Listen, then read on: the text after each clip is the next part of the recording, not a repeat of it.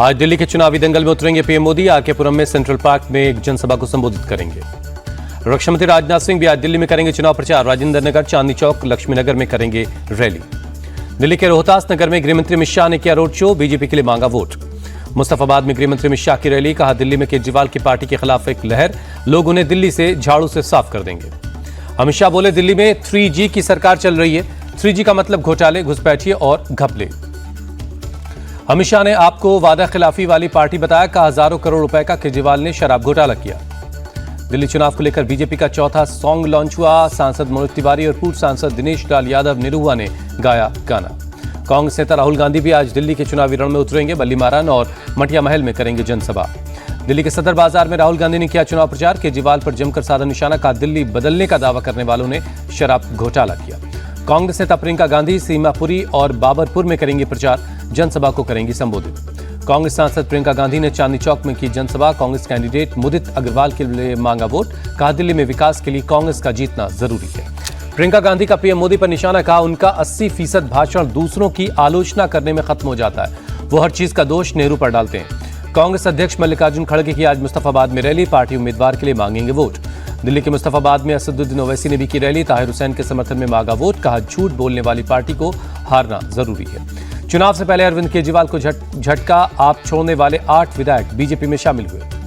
रिठाला से आप उम्मीदवार मोहिंदर गोयल पर हमला, अंबेडकर अस्पताल में करवाया गया भर्ती। आम आदमी पार्टी का आरोप, बीजेपी कार्यकर्ताओं ने किया अटैक। आप विधायकों और कार्यकर्ताओं में हो रहे हमलों पर भड़के अरविंद केजरीवाल, अमित शाह पर हमला करवाने का लगाया आरोप। दिल्ली के मंगोलपुरी में अरविंद केजरीवाल ने की रैली, कहा बीजेपी आई तो हमारी सारी योजनाओं को खत्म कर देगी। दिल्ली में तेज हुआ चुनाव प्रचार। मजनू का टीला इलाके में पंजाब के मुख्यमंत्री भगवंत मान और राघव चड्ढा ने रैली की। गायक मीका सिंह भी मौजूद रहे। टीएमसी सांसद शत्रुघ्न सिन्हा आज दिल्ली के त्रिलोकपुरी में जनसभा को संबोधित करेंगे। आम आदमी पार्टी के लिए मांगेंगे वोट। टीएमसी सांसद महुआ मोहित्रा ने दिल्ली विधानसभा चुनाव में आपके लिए किया प्रचार, कहा आम आदमी पार्टी की सरकार आम जनता के लिए काम कर रही है। आज अयोध्या के मिल्कीपुर में फिर हुंकार भरेंगे सीएम योगी, विशाल जनसभा को करेंगे संबोधित। यूपी के सीएम योगी आज गोंडा जाएंगे, साइबेरियन पक्षियों का करेंगे अवलोकन। ई-कॉमर्स कंपनी अमेजॉन के साथ एक MOU पर करेंगे दस्तखत। सपा सांसद रमाशंकर राजभर का बीजेपी पर अटैक, कहा अगर चुनाव आयोग निष्पक्ष चुनाव करवा दे तो मिल्कीपुर में बीजेपी की जमानत जब्त हो जाएगी। डिंपल यादव के रोड शो को लेकर दर्ज हुआ मुकदमे पर भड़के रविदास मेहरोत्रा, का बीजेपी सरकार सपा नेताओं पर फर्जी केस करवा रही है ताकि कोई मिल्कीपुर में प्रचार न करने आए। बीजेपी नेता सीता सोरेन की आज JMM में होगी वापसी, लोकसभा चुनाव से पहले छोड़ी थी पार्टी। मोदी सरकार 3.0 का पूर्ण बजट पहला पेश हुआ। मिडिल क्लास को बड़ी राहत, 12 लाख तक की कमाई पे नहीं लगेगा कोई टैक्स। बजट में वित्त मंत्री निर्मला सीतारमण का बड़ा ऐलान, अगले हफ्ते नया इनकम टैक्स बिल लाएगी सरकार। TDS की सीमा 6 लाख और TCS की सीमा बढ़ाकर 10 लाख की गई। बजट में चुनावी राज्यों बिहार के लिए सौगातों की बारिश, मखाना बोर्ड और national institute of food technology का ऐलान। पटना एयरपोर्ट के विस्तार के साथ 3 नए एयरपोर्ट बनाने का भी ऐलान हुआ। बजट में किसानों के लिए भी बड़ा ऐलान, किसान क्रेडिट कार्ड की सीमा बढ़ाकर 5 लाख की गई। असम के नामरूप में यूरिया प्लांट लगाने की घोषणा, कपास उगाने वाले किसानों को 5 साल का पैकेज। बजट में महिलाओं के लिए दो बड़ी घोषणाएं। पहला, SC/ST की MSME महिला उद्यमियों के लिए विशेष लोन योजना है। पहली बार उद्यमी बनने वाली महिलाओं को 2 करोड़ का टर्म लोन मिलेगा। सीनियर सिटीजन्स को भी मोदी सरकार की तरफ से मिली राहत। टैक्स डिडक्शन की सीमा 50,000 रुपए से बढ़ाकर 1 लाख रुपए की गई। आम नौकरी पेशा लोगों को भी 75,000 का स्टैंडर्ड डिडक्शन मिलेगा। बजट में युवाओं के लिए 11 ऐलान हुए। स्टार्टअप के लिए 10,000 करोड़ रुपए का फंड बनेगा। देश में 23 IIT में 6,500 सीटें बढ़ाई जाएंगी और मेडिकल कॉलेजेस में 10,000 सीटें बढ़ाएंगे। हेल्थ सेक्टर पर भी मोदी सरकार का फोकस रहा। सभी जिलों में डे केयर कैंसर सेंटर खुलेंगे। 36 जीवन रक्षक दवाएं सस्ती की गई। गिग वर्कर्स को जन आरोग्य योजना से जोड़ा जाएगा। होम डिलीवरी करने वालों का बीमा करेगी सरकार। फूड डिलीवरी वालों का होगा रजिस्ट्रेशन। 1 करोड़ होम डिलीवरी वालों को सीधा फायदा मिलेगा। मोबाइल की बैटरी होगी सस्ती। कपड़े, इलेक्ट्रिक कारें, LED और स्मार्ट TV भी सस्ते होंगे। सरकार ने 2.5% कस्टम ड्यूटी घटा दी है। बजट में रेलवे के लिए आवंटित राशि पर बोले रेल मंत्री अश्विनी वैष्णव, अगले 2-3 साल में 100 अमृत भारत, 50 नमो भारत और 200 वंदे भारत ट्रेनों का निर्माण होगा। जनवरी 2025 में 12.3% GST कलेक्शन बढ़ा। सरकार के खजाने में 1.96 लाख करोड़ रुपए अतिरिक्त आए। पीएम मोदी ने बजट को आम आदमी का बजट बताया, कहा यह विकसित भारत के मिशन को आगे बढ़ाने वाला बजट है। पीएम ने कहा, आम जनता को इस बजट से सेविंग, इन्वेस्टमेंट और ग्रोथ मिलेगी। हम विकास भी और विरासत भी के मंत्र को लेकर आगे बढ़ रहे हैं। पीएम ने बड़ी राहत के लिए मिडिल क्लास को दी बधाई। कहा, 12 लाख तक की आय टैक्स फ्री होने से नौकरी पेशा वर्ग को राहत मिलेगी। सभी आय वर्ग के लिए टैक्स में कमी की गई है। बजट के बाद वित्त मंत्री निर्मला सीतारमण ने प्रेस कॉन्फ्रेंस में कहा, विकसित भारत की दिशा में है ये बजट। स्वास्थ्य, शिक्षा पर दिया गया खास ध्यान। वित्त मंत्री निर्मला सीतारमण ने कहा, बजट में बड़े सुधारों पर जोर दिया गया। देश की अर्थव्यवस्था को आगे बढ़ाएगा बजट। लोकसभा स्पीकर से मिली वित्त मंत्री निर्मला सीतारमण। ओम बिरला ने 8वीं बार बजट पेश करने में दी शुभकामनाएं। गृह मंत्री अमित शाह ने बजट को मोदी सरकार की दूरदर्शिता का ब्लूप्रिंट बताया। कहा, मिडिल क्लास हमेशा पीएम के दिल में रहता है। बजट में हर वर्ग के लिए कुछ न कुछ खास है। रक्षा मंत्री राजनाथ सिंह ने बजट को विकसित भारत के सपने को साकार करने वाला बताया। कहा, इससे गरीब, किसान, महिला और युवाओं को विकास होगा। बीजेपी अध्यक्ष जेपी नड्डा का बयान। कहा, विकसित भारत के संकल्प को गति देने वाला बजट पेश किया गया। यूपी के सीएम योगी आदित्यनाथ ने बजट को बताया लोक कल्याणकारी। कहा, विकसित भारत का लक्ष्य इससे पूरा होगा।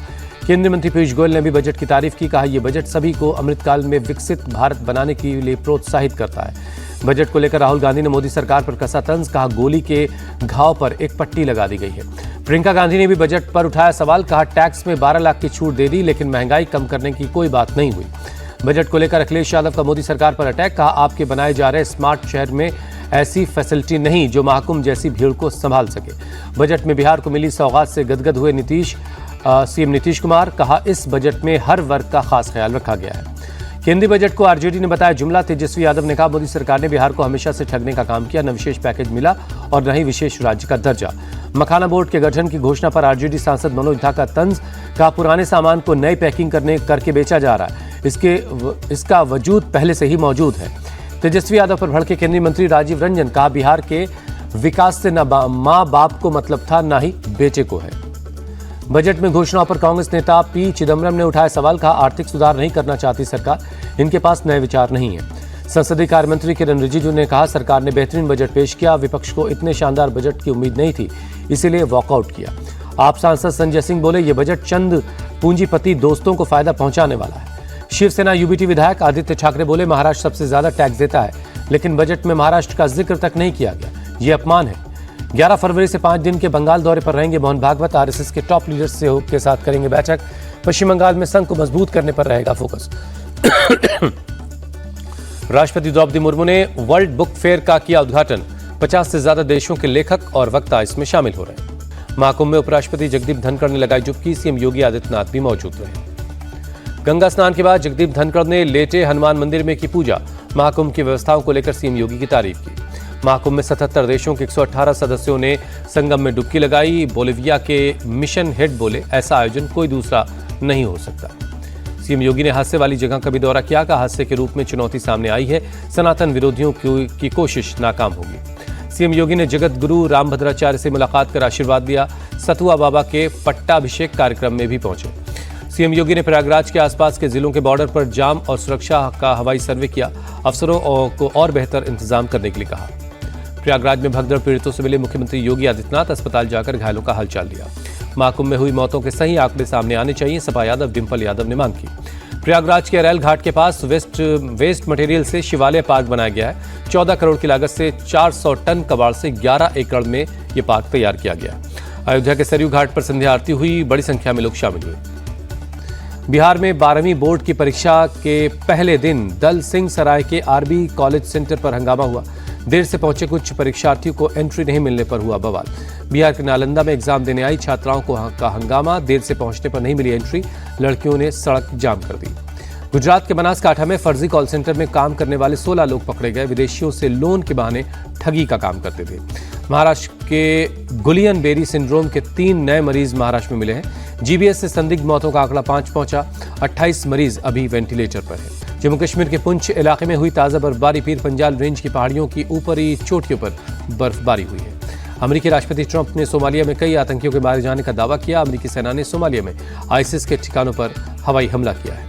अमेरिका ने हवाई हमले से उन गुफाओं को तबाह करने का दावा किया जिनमें आतंकी छिपे हुए थे। पेंटागन ने कहा नागरिकों को कोई नुकसान नहीं हुआ है।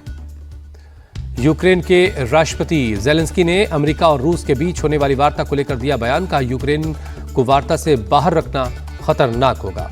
इजरायल के पीएम बेंजामिन नेतन्याहू ने बंधकों की रिहाई का स्वागत किया। अगली रिहाई भी सुरक्षित तरीके से करवाने की मांग की। गाजा भट्टी में रिहा किए गए करीब 150 फलस्तीनी कैदी खान यूनिस पहुंचे। दोस्त और परिवार वालों से मिलकर हुए भावुक। अमेरिका के फिलाडेल्फिया में हुए एयर एम्बुलेंस हादसे में 7 लोगों की मौत, 19 लोग जख्मी हो गए। सचिन तेंदुलकर को बीसीसीआई ने किया सम्मानित। Colonel CK Naidu lifetime achievement award से नवाजा गया।